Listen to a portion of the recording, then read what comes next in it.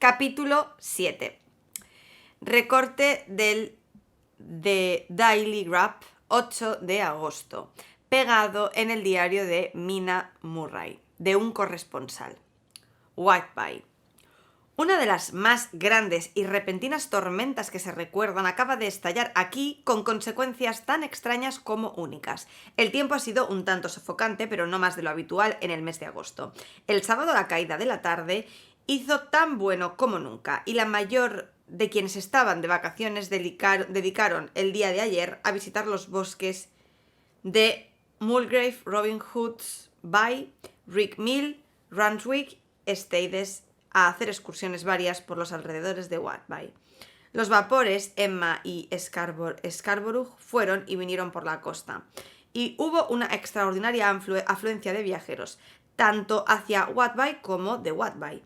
El día fue excepcionalmente bueno, hasta la tarde, cuando algunos de los charlatanes que frecuentan el acantilado oriental del cementerio y desde cuya elevada altura pueden alcanzar con la vista todo el panorama marítimo hacia el norte y hacia el este, hicieron notar la repentina aparición de cierto tipo de nubarrones, los marestales, hacia el noroeste.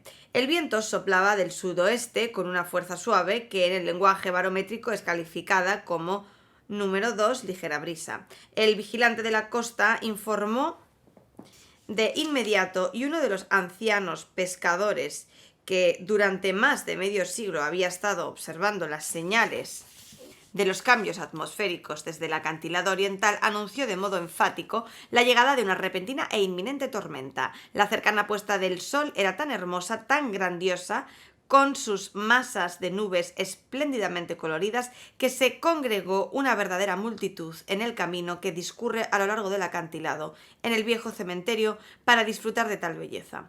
Antes de que el sol se hundiera tras la masa negra de Ketlenes, audazmente erguida en el cielo hacia occidente, su descenso estuvo marcado por una miríada de nubes con todos los colores del crepúsculo: rojo fuego, púrpura, rosa, verde, violeta y las muchas tonalidades del oro, con masas aquí y allá no grandes, pero aparentemente de una negrura absoluta, con toda clase de formas o bien perfiladas como siluetas colosales. El espectáculo no fue desaprovechado por los pintores, y sin duda algunos de los bocetos de preludio de la gran tormenta hermosearán el próximo mes de mayo las paredes de la RA y del RI. Más de un patrón decidió en aquellos momentos que su coble o mule, como llaman a sus diferentes tipos de barcos, permaneciera en el puerto hasta que hubiera pasado la tormenta. Durante la tarde el viento cesó por completo, y a medianoche había una calma chicha, un calor bochornoso y esa tensión generalizada que ante la proximidad de los truenos afecta a las personas de naturaleza sensible. En el mar se veían escasas luces,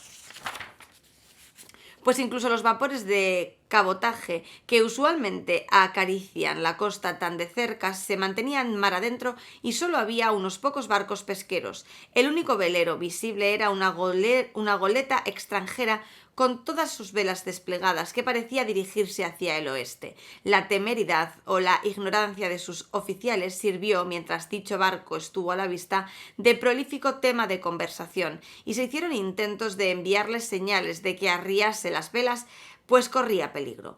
Antes de que cayese la noche pudo verse la goleta con las velas agitándose inútilmente mientras la nave se balanceaba con suavidad en el ondulante oleaje del mar, tan inmóviles como un barco pintado en un océano pintado. Poco antes de las 10 la calma de la atmósfera llegó a ser muy opresiva, y el silencio tan profuso que podía oírse con toda claridad el balido de una oveja en el campo o el ladrido de un perro en la ciudad, y la banda del muelle con su alegre música francesa era como algo discordante ante la gran armonía del silencio de la naturaleza. Poco después de medianoche llegó del mar un extraño sonido, y el aire comenzó a traer un raro y retumbante ruido débil y profundo. Entonces, sin avisar, estalló la tempestad, con una rapidez que en aquel momento pareció increíble e incluso después imposible de comprender. En un instante se convulsionó todo el aspecto de la naturaleza. Las olas se levantaron con creciente furia, arrollándose unas a otras, hasta que en escasos minutos el mar, antes como de cristal, pareció un rugiente y voraz monstruo. Olas de blanca cresta rompían violentamente sobre la arena y subían hasta los escalonados acantilados. Otras rompían en los muelles y con su espuma bañaban los cristales de las linternas de los faros que se alzan al final de cada uno de dichos muelles del puerto de Whitby.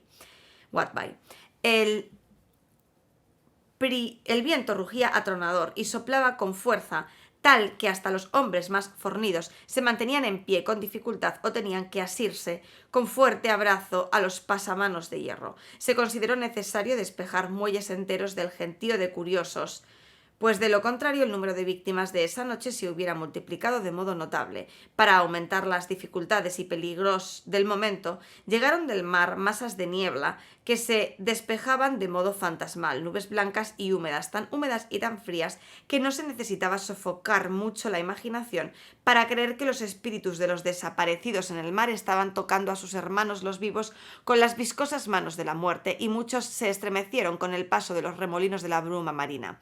De vez en cuando se abría algún claro y podía verse el mar a cierta distancia a la luz de los relámpagos, ahora muy abundantes y rápidos, seguidos por tal estruendo de truenos que parecían como si todo el cielo se estremeciese bajo los efectos de la pisada de la tormenta. Algunas de las escenas así vistas eran de inconmensurable grandiosidad y de fascinante interés. El mar, tan alto como las montañas, lanzaba hacia el cielo con cada ola enormes masas de espuma blanca, espuma que la tempestad parecía arrebatar para hacerla girar en el espacio aquí y allá. Un pesquero con las velas hechas jirones llegaba a toda máquina en busca de refugio, perseguido por el oleaje. De vez en cuando se veían las blancas alas de una gaviota zarandeada por la tormenta. En lo más alto del acantilado oriental, el nuevo faro estaba dispuesto para entrar en funcionamiento, pero no había sido probado todavía. Los oficiales encargados del mismo lo pusieron en marcha y en los breves momentos en que la bruma parecía menos espesa, barrían con él la superficie del mar. En un par de ocasiones ello resultó muy satisfactorio, como cuando algún pesquero con la broda ya bajo el agua se precipitó hacia el puerto, capaz, gracias a la guía proporcionada por la luz, de evitar así el peligro de estrellarse contra la escollera.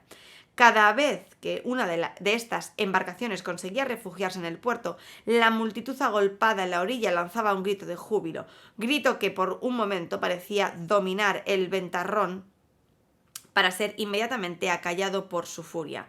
No pasó mucho tiempo antes de que la luz del faro descubriese a cierta distancia una goleta con todas sus velas desplegadas, aparentemente la misma que había sido avistada por la tarde. Ahora el viento había rolado hacia el oeste, y quienes miraban desde el acantilado se estremecieron al comprender el terrible peligro en que se encontraba la goleta en cuestión. Entre la nave y el puerto se extendía un gran escollo plano en el cual, de cuando en cuando, se han accidentado buenos barcos, y ahora, con el viento soplando en este cuadrante, sería totalmente imposible acertar con la bocana del puerto.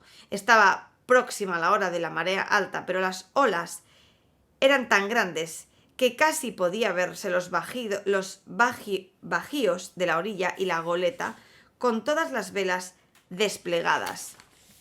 Avanzaba a tal velocidad que, en palabras de un viejo lobo de mar, tiene que entrar en alguna parte, aunque sea en el infierno. Sobrevino entonces otro barco de niebla, venido del mar, mayor que todos los anteriores, una masa de oscura humedad que parecía envolver todo con un velo gris y que no permitió a la gente otra cosa que escuchar, pues el rugido de la tempestad, el estampido de los truenos y el retumbar de las enormes olas se oían todavía más fuertes en medio de la humedad de la que ya todos hacían caso omiso. Los rayos luminosos del faro quedaron fijos en la bocana del puerto, por encima del espigón oriental, allí donde se esperaba que ocurriese la tragedia, punto que la gente miraba con la respiración contenida. De pronto el viento roló hacia el nordeste, y lo que quedaba de la niebla se dispersó con el ventarrón, y entonces Mirabel Dictu, entre los espigones, saltando de ola en ola, como en una carrera vertiginosa, la extraña goleta, con todo el velamen desplegado y sin percance,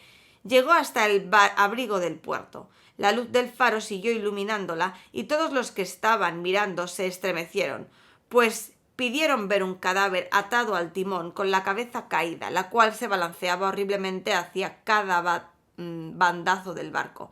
No se veía a nadie más en la cubierta. Un tremendo pavor invadió a todos al comprender que la goleta, como por milagro, había llegado a puerto, dirigida únicamente por la mano de un hombre muerto. Sin embargo, todo ocurrió en menos tiempo del que hace falta para escribir estas palabras. La nave no se detuvo, sino que siguió hacia el interior del puerto y encalló en ese cúmulo de arena y grava amasada por muchas mareas y muchas tormentas que se encuentran en el ángulo sudeste del muelle, que sobresale bajo el acantilado oriental, conocido localmente como Tate Hill Pier.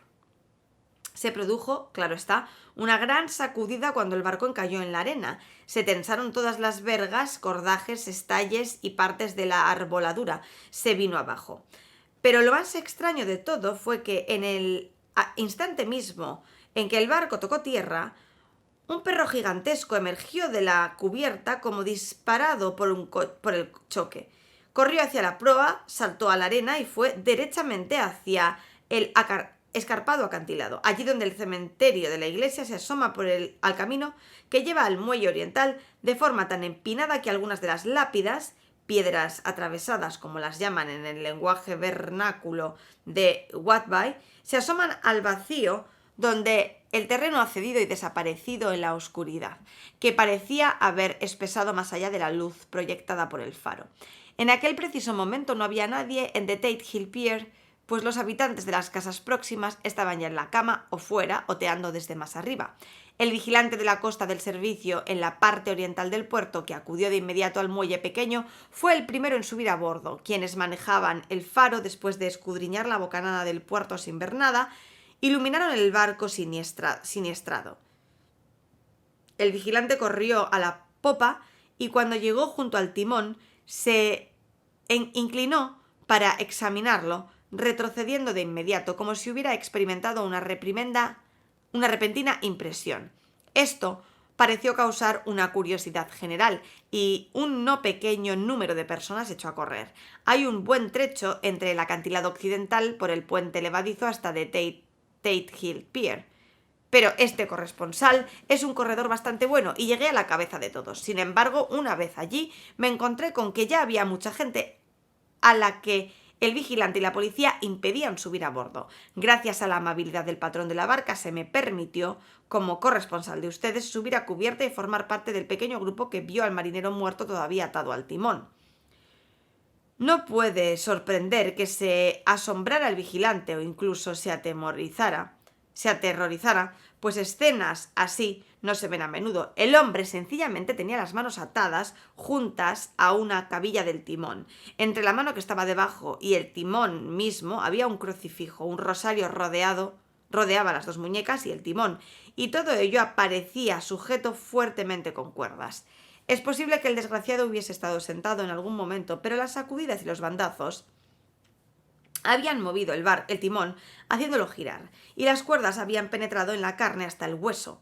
Se tomó cuidadosa nota de todo, y un médico, el cirujano J.M. Caffin, fue del número 33 de East Elliot Place, que llegó inmediatamente después de mí, declaró tras el oportuno examen que el hombre debía de llevar muerto 2 días. En sus bolsillos se encontró una botella cuidadosamente encorchada, vacía excepto por un rollito de papel que resultó ser un añadido al diario de a bordo. El vigilante dijo que el muerto debía atarse las manos por sí mismo apretando los nudos con los dientes.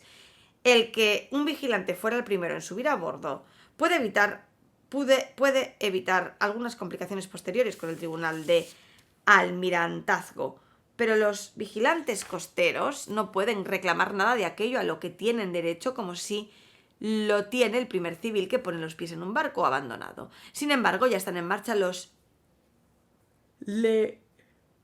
leguleyos, y un joven estudiante de leyes afirma a voz en grito que los derechos del propietario se han perdido, pues esa propiedad está ejercida en contravención de los estatutos de los bienes de manos muertas, ya que el timón, símbolo sino prueba de la posesión delegada, lo sujetaba una mano muerta. No es necesario decir que el timonel fallecido ha sido respetuosamente retirado del lugar en que cumplió su honrosa vigilancia y su guardia hasta la muerte. Una tenacidad tan noble como la del joven Casabianca y trasladado al depósito hasta que se lleve a cabo la oportuna investigación. Ya ha pasado la repentina tormenta y va amainando su violencia. La multitud se va dispersando hacia sus casas y el cielo está comenzando a teñirse de rojo sobre los bosques de Yorkshire. Enviaré a tiempo para el próximo número más detalles de la nave abandonada que encontró de modo tan milagroso su rumbo a puerto en medio de la tormenta. 9 de agosto.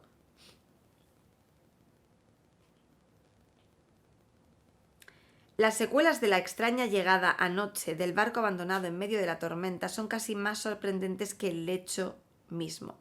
Resulta que la goleta es rusa, de Varna, llamada Demeter, casi por completo con lastre de arena de plata y solo una pequeña carga, cierto número de grandes cajas de madera llenas de tierra.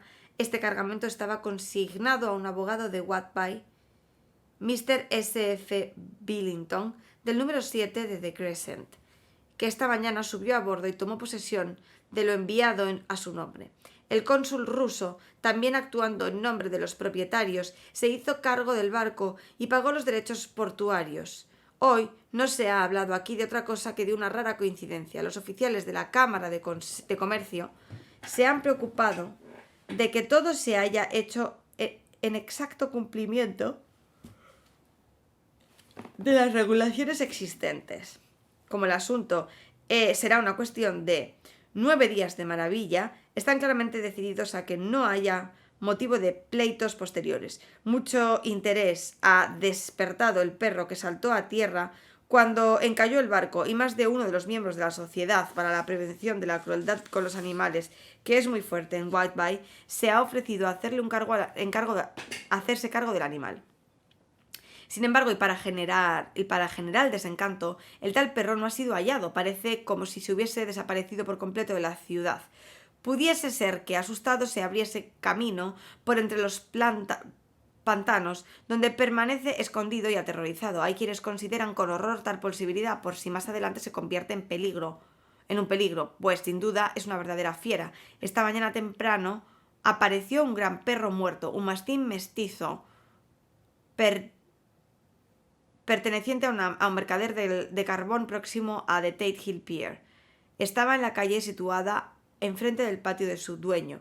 Había estado luchando con un rival sin duda salvaje, pues tenía la garganta destrozada y el vientre abierto, como rajado por una garra brutal. Más tarde, gracias a la amabilidad del inspector de Cámara de Comercio, se me ha permitido ver el diario de a bordo de Demeter, que estaba en orden hasta hace 3 días. Pero que no tenía nada de especial interés excepto lo referente a los hombres desaparecidos. Sin embargo, lo más significativo tiene que ver con el papel encontrado en la botella, que hoy fue exhibido en la encuesta judicial, narración tan extraña como nunca había leído antes. Como no hay motivo para ocultar nada, me permito utilizar una copia, simplemente emitiendo los detalles técnicos marinos del sobrecargo. Pareciera como si se hubiese apoderado del capitán una especie de manía antes de adentrarse en las azules aguas, manía que se habría desarrollado a lo largo del viaje. Desde luego, mi afirmación debe tomarse cum grano, ya que escribo al dictado de un funcionario del consulado ruso que se ha prestado amablemente a servirme de traductor, pues no dispongo de mucho tiempo. Diario de navegación del Demeter, de Varna a Whitby. Escrito el 18 de julio, han sucedido cosas tan extrañas que anotaré todo con exactitud desde ahora hasta que desembarquemos. El 6 de julio acabamos de cargar arena de plata y cajas con tierra. Zarpamos a mediodía, viento fresco del este, tripulación 5 marineros, 2 oficiales, el cocinero y yo mismo, capitán. 11 de julio. Al amanecer entramos en el Bósforo. Subieron a bordo los oficiales de aduanas turcos, Bakish. Todo en orden. Zarpamos a las 4 de la tarde. 12 de julio.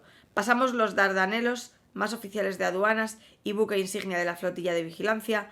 Bakshi, otra vez, inspección meticulosa de los oficiales, pero rápida. Quieren que nos vayamos pronto. Llegamos de noche al archipiélago. El 13 de julio pasamos el cabo Matapán. La tripulación, insatisfecha por algo, parecen asustados, pero no dicen nada. 14 de julio. Algo preocupado por la tripulación, todos sus hombres decididos que ya han navegado antes conmigo, el oficial no ha podido averiguar qué ocurre, solo le dijeron que había algo y se santiguaron. Hoy el oficial perdió la paciencia con uno de ellos y le golpeó esperando una violenta pelea, pero no pasó nada. El 16 de julio el oficial informó por la mañana de que uno de los tripulantes, Petrovsky, había desaparecido. Nadie sabía nada de él. Anoche a las 8 entró de guardia a babor, fue relevado por Abramov, pero no fue a dormir. Los hombres, más inquietos que nunca, todavía dijeron que esperaban algo parecido, pero solo añadían que había algo a bordo. El oficial está perdiendo la calma con ellos, temor de que haya problemas. Ayer, 17 de julio, uno de los marineros, Olgaren, vino a mi cabina y me confesó, asustado, que creía que había un hombre extraño a bordo. Me dijo que durante su turno de guardia se había acobijado junto a la cámara del puente porque estaba diluviando, cuando vio a un hombre alto y delgado y que no se parecía a ningún miembro de la tripulación salir por la escalerilla de la cámara, dirigirse hacia la proa y desaparecer. Le siguió llevado por la curiosidad, pero al llegar allí no vio a nadie y las escotillas estaban todas cerradas. Era presa de un pánico supersticioso y temo que ese pánico pueda contagiarse a los demás. Para evitarlo, inspeccionaré hoy cuidadosamente todo el barco de proa a popa. Hoy mismo más tarde me reuní con toda la tripulación para decirles que, como era evidente que ellos creían que había alguien a bordo, le buscaríamos por todos los rincones. El primer oficial, furioso, dijo que esto era una locura y que ceder a las ideas tan absurdas y desmoralizaría a los hombres. Dijo que él ya se encargaría de mantenerlos tranquilos con su cabilla en la mano. Le dejé tomar el timón mientras los demás comenzaban una búsqueda exhaustiva, todos juntos y con linternas. No dejamos un solo rincón sin inspeccionar. Como solo llevábamos las grandes cajas de madera, no había lugar para que nadie pudiera esconderse. Los hombres se quedaron mucho más tranquilos cuando acabó la inspección y volvieron alegremente a su trabajo. El primer oficial tenía el ceño fruncido, pero no dijo nada. 22 de julio. Mal tiempo los últimos 3 días y todos ocupados con el velamen. No queda ni un momento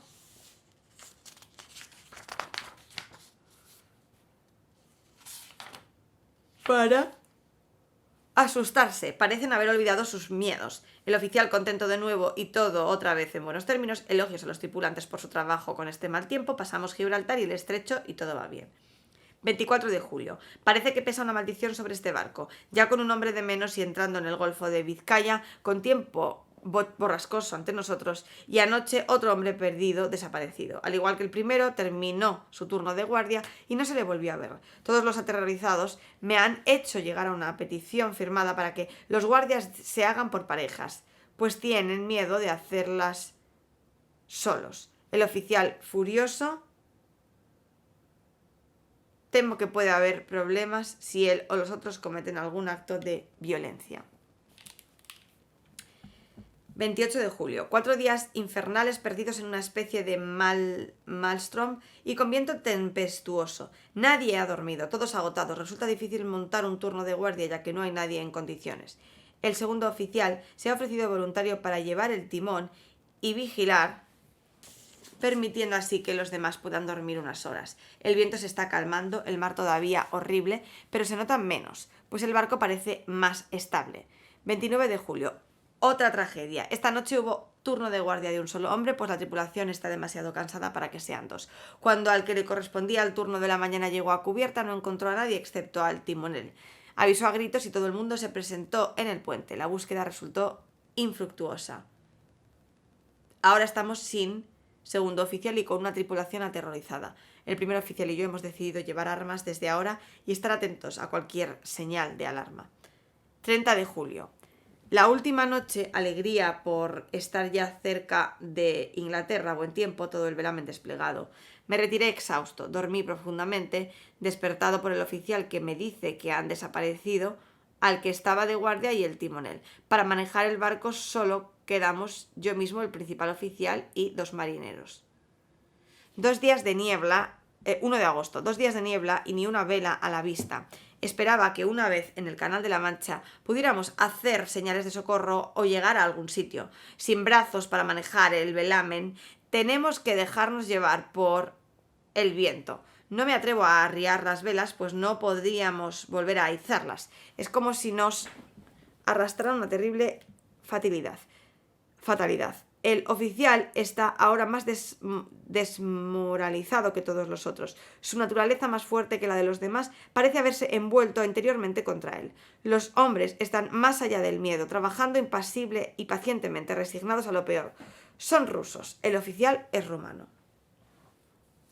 2 de agosto, medianoche. Despertado a los pocos momentos de haberme dormido por un grito que parecía venir de mi portilla, no pude ver nada a causa de la niebla. Me precipité a cubierta y corrí hacia el oficial. De repente me dice que oyó el grito, que también echó a correr, pero que no había rastro ninguno del centinela de turno. Otro más que ha desaparecido. Señor, ayúdanos. El oficial dice que debemos de haber pasado el estrecho de Dover, pues en cierto momento en que levantó la niebla, pudo ver el cabo Northumberland.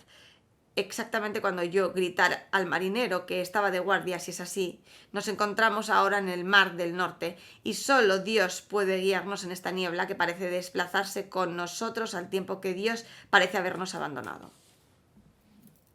30 de agosto. A medianoche fui a relevar al marinero que estaba al timón, pero no había nadie cuando llegué. El viento era estable y como no teníamos ropa, el barco no daba guiñadas. No me atreví a dejar solo el timón y llamé a gritos al oficial. Apareció precipitadamente sobre la cubierta a los pocos segundos y en paños menores. Tenía los ojos casi fuera de sus órbitas y con grandes ojeras. Temí que hubiera perdido el juicio. Se me acercó y me susurró roncamente con los labios pegados a mi oído, como si temiese que pudiera escuchar el mismo viento. Eso está aquí. Ahora lo sé, ahora. Lo vi durante mi turno, con forma de hombre alto y delgado y horriblemente pálido. Estaba en la proa, mirando por la borda. Me acerqué a él por detrás y le incliné mi cuello, pero el cuchillo le atravesó como si atravesara el aire. Mientras pronunciaba estas palabras, cogió su cuchillo y apuñaló salvajemente al vacío. Siguió diciendo: «Pero está aquí y lo encontraré. Está en la bodega, quizá en una de esas cajas. Las abriré una por una y veré lo que hay dentro. Usted quédese al timón». Y con una mirada de advertencia y un dedo en los labios se fue abajo. Comenzaba a levantarse un viento que agitaba el mar y yo no podía abandonar el timón. Le vi de nuevo subir a cubierta con una caja de herramientas y una linterna y descender por la escotilla de la proa. Está loco, completamente loco, y es inútil que intente detenerle. No puede dañar esas grandes cajas. Están facturadas como arcilla y empujarlas de un lado a otro es lo único que puede hacer. Así que aquí me encuentro. Aquí me quedo, entendiendo al tirón y escribiendo estas notas. Atendiendo al timón y escribiendo estas notas. Lo único que puedo hacer es confiar en Dios y esperar a que abra la niebla. Entonces, si no puedo dirigirme a algún puerto con este destino que sopla, arribaré el velamen, me quedaré al pairo y haré señales pidiendo ayuda. Ya casi ha terminado todo. Justo cuando comenzaba a esperar que el oficial apareciese más tranquilo, pues le oí dar golpes a algo en la bodega y el trabajo es bueno para él, salió por la escotilla de un repentino y sobrecogedor grito que me heló la sangre en las venas y apareció encubierta. Como una bala, un hombre con aspecto de ojos furioso, con los ojos desorbitados en el rostro, convulsionando por el miedo. «Sálvame, sálvame», gritó, tras de lo cual miró alrededor del manto de niebla que nos envolvía. Su horror se transformó en desesperación y dijo con voz firme: «Capitán, es mejor que usted venga también, antes de que sea demasiado tarde. Él está aquí, ahora conozco el secreto. El mar se salvará de él y eso es todo». Antes de que yo pudiera decir una sola palabra o acercarme a él para sujetarle, saltó por la borda y se arrojó al mar. Supongo que ahora ya también conocemos el secreto. Era este loco el que se iba deshaciendo de los tripulantes uno a uno, y ahora les ha seguido el ritmo. Él mismo.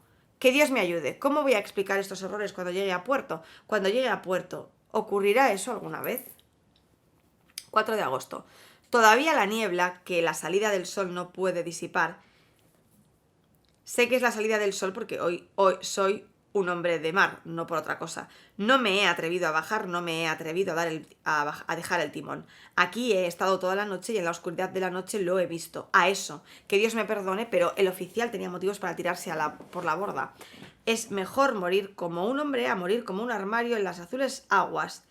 Nadie puede objetar nada, mas yo soy el capitán y no puedo abandonar mi barco, pero sabré confundir a ese demonio o monstruo, ataré mis manos al timón cuando me empiecen a faltar las fuerzas y con mis manos lo que él o eso no se atreverá a tocar, y así, sople bueno o mal viento, salvaré mi alma y mi honor de capitán. Me siento cada vez más débil y está llegando la noche. Si consigue otra vez mirarme a la cara, quizá yo no tenga tiempo de hacer nada. Si naufragamos, acaso encuentren esta botella y quienes la encuentren comprendan, si no, bien, entonces todos sabrán que yo he sido fiel a mi deber. Dios la Virgen bendiga y los santos ayuden a una pobre alma ignorante que quiere cumplir con su deber. Desde luego el caso queda sin cerrar, no hay pruebas que puedan aducirse y en cuanto a si ese hombre cometió o no los asesinatos, no hay ahora nadie que pueda decir nada. Casi todo el mundo piensa aquí que el capitán es realmente un héroe y que se le debe hacer un funeral público. Y ya se ha acordado que su cuerpo sea llevado y escoltado por un convoy de barcos hasta el río Isk y de allí a Tate Hill Pier para subirlo hasta la abadía. Será enterrado en el cementerio del acantilado. Los propietarios de más de 100 embarcaciones han dado ya sus nombres para acompañarle hasta su tumba. Hasta ahora no se sabe nada del gran perro, lo que ha causado gran pesar, pues creo que teniendo en cuenta la opinión popular sería adoptado por la ciudad. Mañana asistiré al funeral y así habrá terminado otro de los misterios del mar.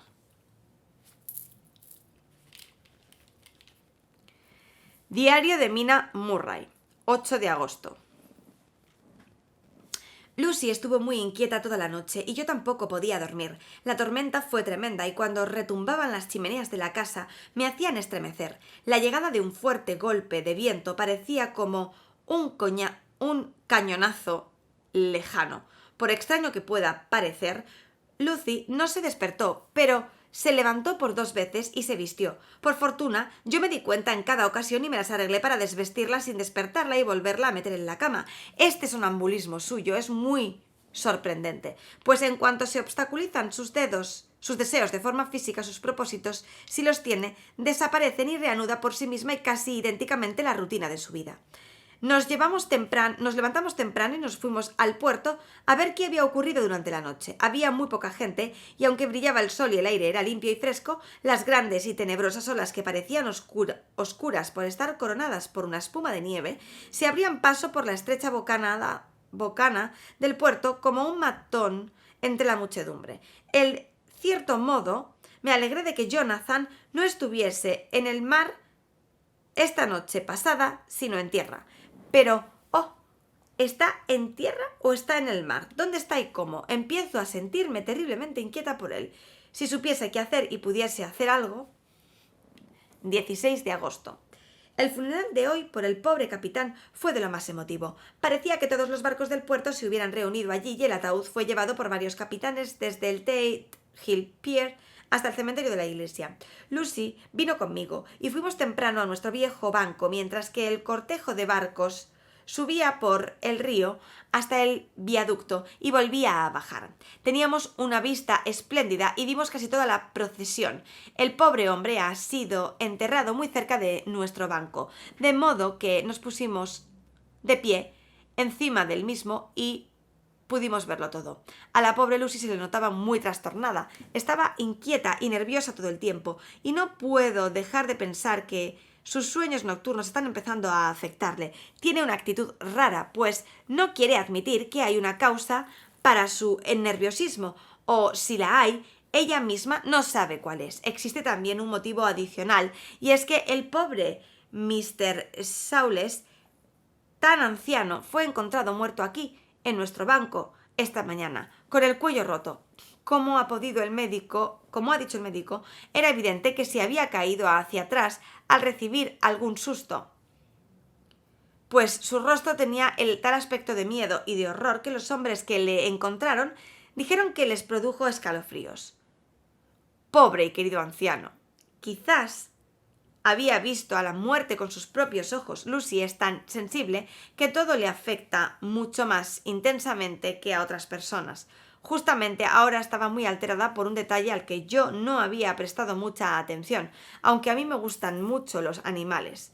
Uno de los hombres que sube hasta aquí a menudo para mirar los barcos venía acompañado por su perro. El animal siempre está con él. Ambos son seres tranquilos y yo nunca vi irritado al hombre ni oí ladrar al perro. Durante el servicio religioso no vino con su amo hasta el banco donde estábamos nosotras, sino que se quedó a pocos metros, ladrando y aullando. Su amo le habló, primero cariñosamente, después con aspereza y por fin furioso, pero el perro ni se acercó ni dejó de armar escándalo.